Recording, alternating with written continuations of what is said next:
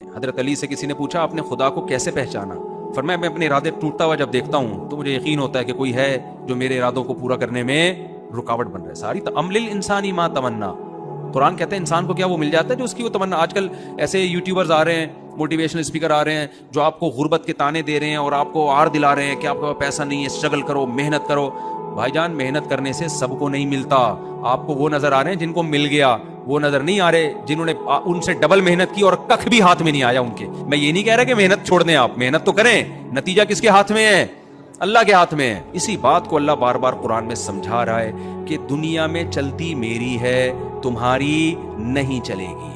جو میں چاہوں گا ہوگا, جو تم چاہو گے جب ہوگا جب میں بھی چاہوں گا, نہیں چاہوں گا تو کچھ بھی نہیں ہوگا. تو ایسا کرو, سرنڈر کر دو, اپنے آپ کو میرے حوالے کر دو. نبی صلی اللہ علیہ وسلم نے فرمایا کہ جہنم کی آگ سمندر کا پانی خوش نہیں کر سکتا, حدیث کا مفہوم ہے, لیکن 2 قطرے جہنم کی آگ کو ٹھنڈا کر دیتے ہیں. ایک اللہ کے راستے میں شہید ہوتے ہوئے, جو شہید کے خون کا پہلا قطرہ زمین پہ گرنے سے پہلے اس جہنم کی آگ کو اللہ ٹھنڈا کر دیتے ہیں. ایک اللہ کے خوف سے رویا ہوا آنسو. کیا زبردست مثال ہے. اتنا سا آنسو ہے لیکن اللہ جب تک زندہ ہیں آپ, اس آنسو کی اللہ کی نظر میں ایسی ویلیو ہے کہ یہ جہنم کی بھڑکتی ہوئی آگ کو ٹھنڈا کرنے کے لیے کافی ہے. تو بھائی خوش قسمت وہ ہے جو موت سے پہلے توبہ کرے. سلیمان علیہ السلام کے دور کا واقعہ مشہور ہے نا, کہ وہ سلیمان علیہ السلام نے ایک بندے کو دیکھا, ایک اجنبی شخص آیا نا ان کے دربار میں, تو وہ بندے کو گھور گھور کے دیکھ رہا ہے. ایک بندہ ڈر گیا کہ یار یہ پتہ نہیں مجھے کیوں دیکھ رہا ہے اتنے گھور کے. جب وہ اجنبی شخص چلا گیا تو اس بندے نے سلیمان علیہ السلام سے پوچھا کہ یہ کون ہے جو مجھے گھور گھور کے دیکھ رہا تھا؟ سلیمان علیہ السلام نے فرمایا کہ موت کا فرشتہ ہے. اس نے کہا آپ مجھے ہندوستان پہنچا دیں, یہ تو موت کا فرشتہ دیکھ کے چلا گیا ہے, دوبارہ چکر لگائے گا. سلیمان علیہ السلام کے تابع تھی ہوائیں, تو سلیمان علیہ السلام نے اٹھا کے اس کو پہنچا دیا ہندوستان. اطلاع آئی کہ جی اس کا انا للہ و انا الیہ راجعون ہو گیا. تو سلیمان علیہ السلام نے ملک الموت سے پوچھا کہ بھائی اس بندے کو اتنا گھور کے کیوں دیکھ رہے تھے؟ انہوں نے کہا کہ اللہ نے میاں نے مجھے کہا تھا کہ اتوار کے دن نا اس کی روح قبض کرنی ہے ہندوستان سے, تو یہ ہفتے کو یہاں کیا کر رہا ہے؟ یہ تو تیز رفتار گھوڑے میں بھی بیٹھ کے ہندوستان کی فلاں لوکیشن پہ جائے گا تو نہیں پہنچ سکتا, میں گھور گھور کے دیکھ رہا ہوں, وہی بندہ ہے, کوئی اور تو نہیں ہے. کسی نے پوچھا ہے 3 جمعے چھوڑنے سے کیا مسلمان کافر ہو جاتا ہے؟ دیکھیں حدیث میں آتا ہے کہ جو شخص 3 جمعے چھوڑ دے متواتر وہ کافر ہو جاتا ہے, مگر یہاں کفر کا مطلب کفرن دون کفرن ہے, یعنی کفر کے قریب پہنچ جاتا ہے. دیگر حدیث کو ملایا جائے تو یہی مطلب بنتا ہے. تو جمعہ تو 1 چھوڑنا بھی گناہ کبیرہ ہے, 3 چھوڑ دیں وہ تو پھر اس بات کا امکان ہے کہ اللہ اس سے ایمان کو سلب کر لے گا. کفر کا مطلب یہ ہے, کیونکہ اتنے بڑے حکم کو اس نے اتنی ڈھٹائی کے ساتھ توڑتا رہا ہے, تو اس کا مطلب اس کے دل میں تو ذرا سی بھی ایمان کی رمق نہیں ہے. آپ دیکھیں نا, گرے سے گرا انسان بھی, مسلمان بھی جمعہ پڑھنے چلا ہی جاتا ہے, تو جمعہ بھی پڑھنے نہ جا رہا ہو تو اس کے بارے میں خطرہ ہے کہ وہ بے ایمان ہو کے مرے گا, اس کے دل میں ایمان کی رمق ختم ہو سکتی ہے. اس لیے اگر کسی نے ایسا کیا فوراً توبہ کرے اور جمعے کی نماز پابندی سے ادا کیا کرے. اللہ کہتے ہیں اندھے ہو نظر نہیں آتا کہ اللہ جس کے لیے چاہتا ہے رزق بڑھا دیتا ہے, جس کے لیے چاہتا ہے تنگ کر دیتا ہے. محنت سارے کرتے ہیں, ملتا ہر ایک کو نہیں ملتا. جس نے محنت کی نہیں ملا, اب آپ کہو یہ بے وقوف ہیں, پاگل ہے. یہ ایک ٹرینڈ چل نکلا ہے, ہر محفل میں غریب کی ذلت. لوگ پہلے ڈپریشن کے مریض ہیں, اس سے اور زیادہ اسٹریس اور ڈپریشن میں جائیں گے. اسلام نے جو موٹیویشن کا طریقہ بتایا ہے, محنت کرو لیکن تمہیں تمہاری محنت پہ نہیں ملے گا, ملے گا اتنا جتنا اللہ دینا چاہتا ہے. محمد صلی اللہ علیہ وسلم جو پیغام لے کر آئے گاڈ کی طرف سے, اس میں یہ تھا کہ تمہیں 5 ٹائم اللہ کے گھر میں جمع ہو کے میری عبادت کرنی, اور عبادت کا طریقہ بھی بتا دیا. اس میں فجر کی نماز بھی, ظہر کی نماز بھی, عصر بھی, مغرب بھی اور عشاء بھی. آپ نماز کے لیے آ جائیں, آپ کی مرضی, نہ آئیں, کوئی مولانا صاحب پولیس لے کے آپ کے گھر نہیں پہنچیں گے.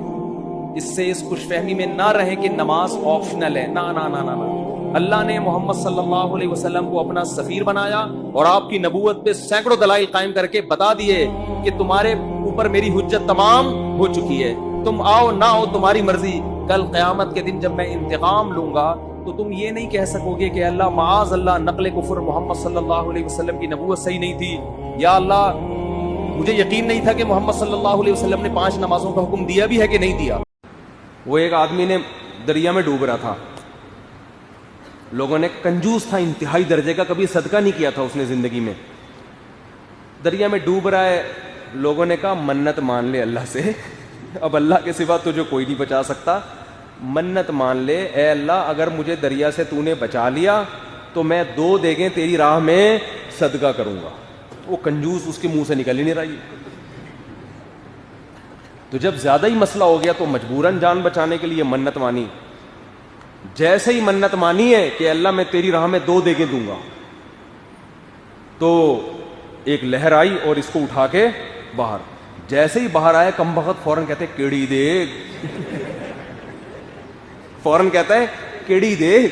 دوسری لہر آئی اندر, واپس اندر. جیسے اندر کے کہہ رہے بھائی میں پوچھ رہا تھا کہ میٹھی یا کڑوی, زردہ پکانا ہے بریانی پکانی ہے, بات سمجھتے ہیں نہیں. اللہ نے ایسے جانور پیدا کر دیے جو وداؤٹ آئیز ساری زندگی گزارتے ہیں اور صدیوں سے. چمگادڑ کو دیکھ لو آپ بغیر آنکھوں کے. اسی طرح یہ جو چھچھندر ہوتی ہے, میں نے بچپن میں ایک دفعہ دیکھا کہ ایک چوہا آگے آگے اور اس کی دم کو پکڑ کے پوری ٹرین بنی ہوئی ہے. ایک چوہا آگے آگے بڑا اور اس کے پیچھے چھوٹے چھوٹے چوہیاں. میں نے کسی بڑے بھائی تھے, میں نے بھائی یہ کیا ہے, پوری ٹرین جا رہی ہے. انہوں نے کہا بھائی یہ چھچھندر ہے, یہ چوہا نہیں ہے, اس کی آنکھیں نہیں ہوتی, اس کے بچے دم پکڑ پکڑ کے اماں کے پیچھے پیچھے چلتے ہیں. یار آنکھوں کے بغیر ان کو یہ بھی پتا ہے کہ یہ اماں ہے میری اور یہ اس کی دم ہے, اور دم پہ پکڑ کے رکھنا ہے, کیونکہ اگر دم چھوڑ دی تو ایسے جیسے ٹرین سے ڈبہ چھوٹ گیا. کیسا اس کی قدرت ہے بھائی, اس نے بنایا بغیر آنکھوں والے بھی. چمگادڑ کو دیکھو ایسی ریز نکلتی ہے, اسی سے ٹکراتی نہیں ہے. آنکھوں والے ٹکرا جاتے ہیں, چمگادڑ کبھی نہیں ٹکراتی. دیکھیں یہ جو صراط مستقیم ہے نا, جو جہنم کے اوپر پل ہے, علماء نے بیان کیا ہے کہ اصل میں یہ وہی صراط مستقیم ہے جس پر آپ دنیا میں چلے. اسی کو اللہ قیامت کے دن ایک شکل دے دے گا. جو دنیا میں جیسے چلا ہوگا وہاں بھی ویسے ہی چلے گا اس کے اوپر, وہاں بھی ویسے ہی چلے گا اس کے اوپر. ہمارے ایک دم مجھے یاد ہے, میری عمر 23 سال تھی, میرا کسی سے پھڈا ہو گیا, ہم لڑ رہے, وہاں پیچھے تھپڑ آیا عجیب سا نا. میں نے دیکھا تو میرے ابا کھڑے ہوئے ہیں پیچھے, وہ ہمیں مارتے ہوئے گھر لے گئے کہ یار یہ تو لڑ کیوں رہا ہے یہاں کھڑے ہو کر. تو 23-24 سال اچھی عمر ہوتی ہے انسان کی. تو اس سے ہمیں یہ احساس ہو گیا کہ ہم اولاد ہیں, باپ کون ہے. ابھی جو پیدا ہو رہی ہے نا مارکیٹ میں جو چیزیں آ رہی ہیں, یہ اولاد پیدا نہیں ہو رہی, ابھی باپ پیدا ہو رہے ہیں. تو اولاد پہ ظلم زیادتی نہ کرو, لیکن گھر میں ان کو یہ بتا دو کہ یہ تمہاری ماں ہے, یہ بھی تم سے پاؤں دبوائے گی, خدمت لے گی, اور اس کے سامنے بھی تمہیں زبان چلانے کی اجازت. بیٹیاں ماؤں کے سامنے ایسا چیخ رہی ہوتی ہیں, ایسے بدتمیزی سے بات کر رہی ہوتی ہیں, باپ تماشا دیکھ رہا ہوتا ہے, الٹا ان بچوں کی سائڈ لے رہا ہوتا ہے ماں کی موجودگی میں.